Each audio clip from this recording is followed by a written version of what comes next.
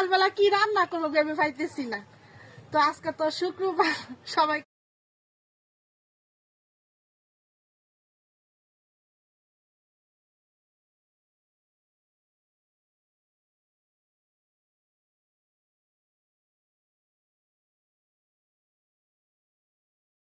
खुदा